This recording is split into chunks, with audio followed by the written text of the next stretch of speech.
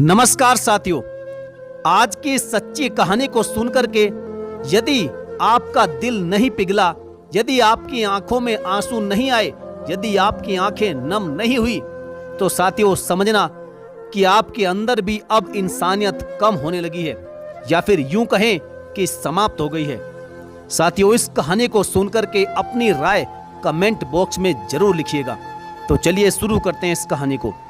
25 अप्रैल को बुलंदशहर के एक छोटे से गांव में एक 5 साल की बच्ची की रेप के बाद बेरहमी से हत्या कर दी गई। पोस्टमार्टम रिपोर्ट में अब वहशीपन की पूरी कहानी सामने आई है। उस बच्ची के प्राइवेट पार्ट बुरी तरह से डैमेज हैं। पूरे शरीर को नाखूनों से नोचा खरोंचा गया है। यही नहीं, होंठ पर भी दांतों के निशान थे। रिपोर्ट के अनुसार दम घुटने से बच्ची की मौत हो गई है।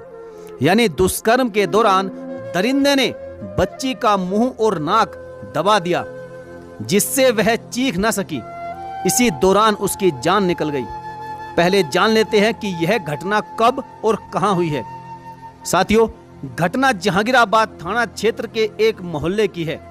5 साल की बच्ची रविवार शाम करीब 8 बजे अपने घर के बाहर खेल रही थी। उसी दौरान पड़ोसी फहीम नाम का एक युवक बच्ची को चॉकलेट खिलाने के बहाने अपने घर में लेकर चला गया। उसने कमरे में बंद करके बच्ची के साथ दरिंदगी की और गला दबाकर उसकी हत्या कर दी। मासूम बच्चे का शव लहूलुहान हालत में बच्ची के परिजनों ने रात को करीब 10 बजे के आसपास बरामद कर लिया। इसके बाद परिजनों और सारे ग्रामीणों ने कोतवाली के बाहर जमकर हंगामा कर दिया। परिजनों ने आरोपी को पकड़कर जमकर पहले तो कूटा और फिर पुलिस के हवाले कर दिया। उसके बाद परिजन उसे फांसी देने की मांग पर अड़ गए। करीब 2-2.5 घंटे तक यह हंगामा ऐसे ही चलता रहा। मौके पर पहुंचे अधिकारियों ने परिजनों को रेप और हत्या के आरोपी फहीम को कड़ी से कड़ी सजा दिलवाने की बात कही और जल्द से जल्द सख्त कार्रवाई का आश्वासन भी दिया। तब कहीं जाकर परिजन शांत हुए और मासूम के शव को पोस्टमार्टम के लिए भेज दिया गया। दैनिक भास्कर की टीम जब जहांगीराबाद के उस गांव में पीड़ित परिवार से मिलने पहुंची तो उन्होंने देखा कि घर के बरामदे में बच्ची की मां बेटी को याद करके तड़प तड़प कर रो रही थी और चिल्ला रही थी। खैर, किसी तरह से उसकी ननंद ने उन्हें संभाला। इसके बाद वे कुछ बोल पाने की स्थिति में आई। फिर हमने बच्ची की मां और बुआ से मासूम के साथ हुई दरिंदगी, हैवानियत और बर्बरता के बारे में पूछा तो उन्होंने कहानी बताई। बच्ची की मां ने बताया कि रात के करीब 8 बज रहे होंगे। उस दिन मेरी बच्ची छत पर सो रही थी।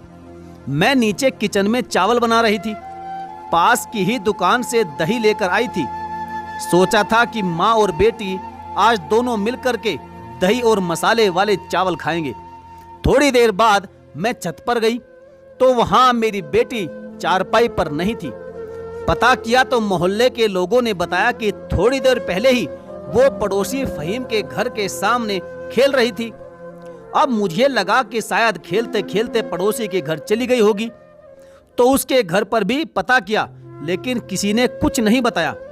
इसके बाद मैंने घर वालों के साथ बेटी को मोहल्ले में ढूंढना शुरू कर दिया। कई लोगों से पूछा, लेकिन कुछ भी बच्ची का पता नहीं चला। मेरी बेटी को पूरे मोहल्ले के लोग भी मिलकर ढूंढवा रहे थे, लेकिन पड़ोस का लड़का फहीम कहीं भी नजर नहीं आ रहा था। इसके बाद मेरी ननंद ने पड़ोस का दरवाजा खटखटाया तो किसी ने भी गेट नहीं खोला। झांक कर देखा तो पड़ोसी का गेट अंदर से बंद था। ननंद ने मोहल्ले के एक बच्चे को बुलवाकर उसे बाउंड्री पर चढ़ाया और अंदर से जाकर गेट खुलवाया। अब रात के करीब 9 बज चुके थे। अंधेरा ज्यादा हो चुका था और बिजली भी पूरे गांव में नहीं आ रही थी।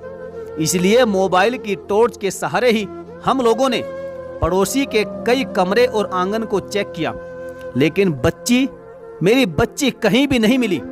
इसके बाद फहीम को आवाज लगाई तो वह बाहर की तरफ बने एक कमरे के अंदर था, लेकिन दरवाजा नहीं खोल रहा था।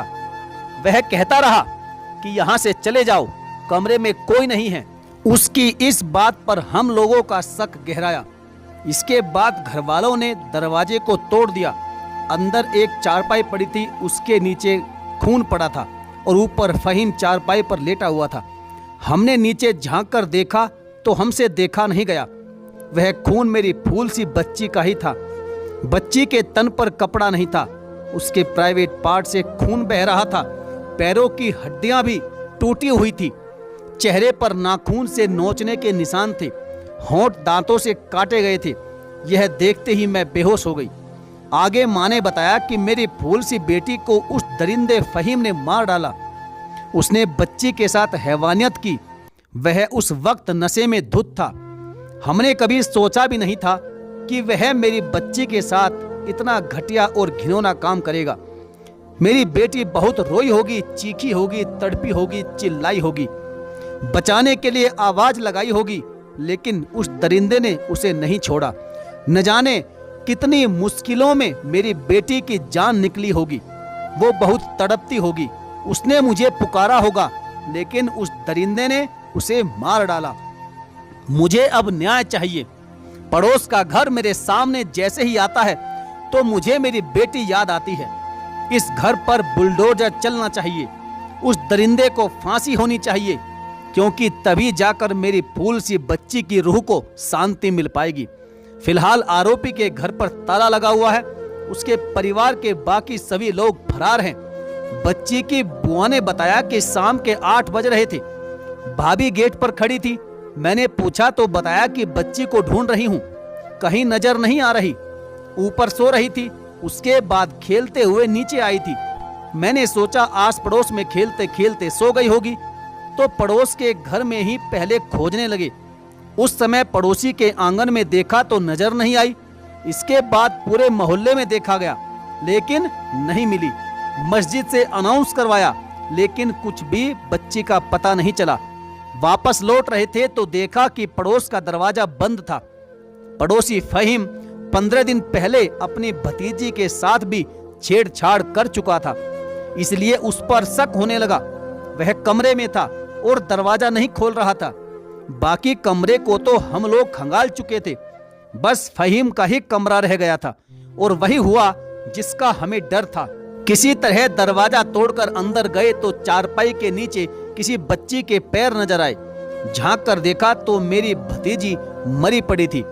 फहीम जो अपनी भतीजी के साथ नहीं कर पाया था, उसने मेरी भतीजी के साथ कर डाला। उसने उसे जानवरों की तरह नोच डाला। उसका कोई अंग नहीं छोड़ा जहां उसने नोचा ना हो। ऐसे दरिंदों को जल्द से जल्द फांसी पर लटका देना चाहिए। डॉक्टरों ने 5 साल की इस फूल सी बच्ची का जब पोस्टमार्टम किया तो वे भी हैरान थे। रिपोर्ट में खुलासा हुआ है कि बच्ची के प्राइवेट पार्ट को बुरी तरह से चोट पहुंचाई गई है। उस पर लगभग 15 जगह पर टांके आए हैं।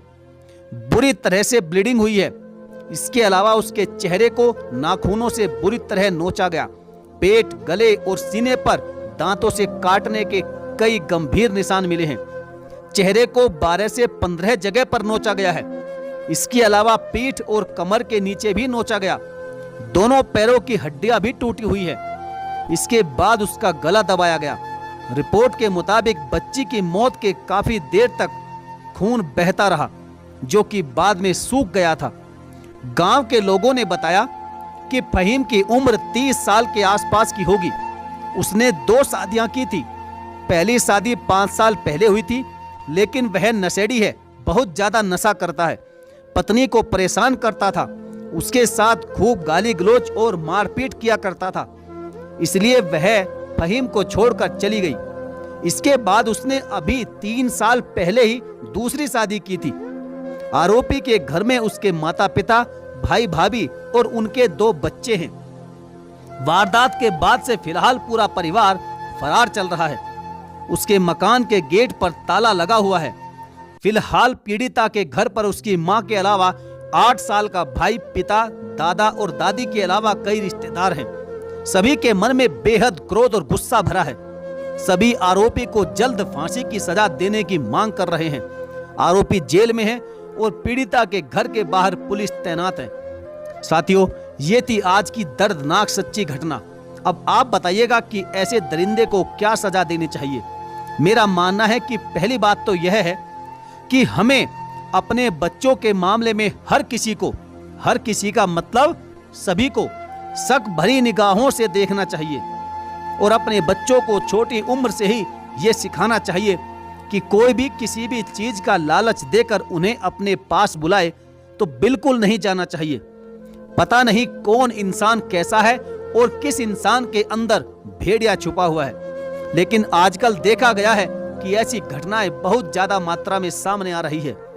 मेरे विचार से तो इन घटनाओं पर एक तरीके से काफी हद तक रोकथाम लगाई जा सकती है, और वो ये है कि सरकार और कोर्ट कचहरी को ऐसे मामलों में इतने कठोर कानून बनाने चाहिए कि जिसका नाम सुनकर ही दरिंदों के मन में खौफ पैदा हो जाए और जुर्म साबित होने पर उसे जल्द से जल्द 10 दिन के अंदर ही फांसी पर लटका देना चाहिए, क्योंकि ऐसे दरिंदों को जीने का कतई अधिकार नहीं है।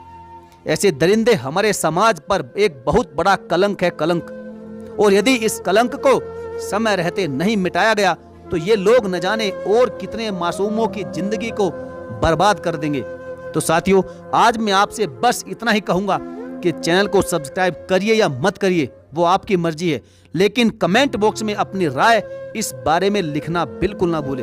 तो चलिए साथियों, मिलेंगे फिर और किसी कहानी के साथ। तब तक के लिए धन्यवाद। जय हिंद।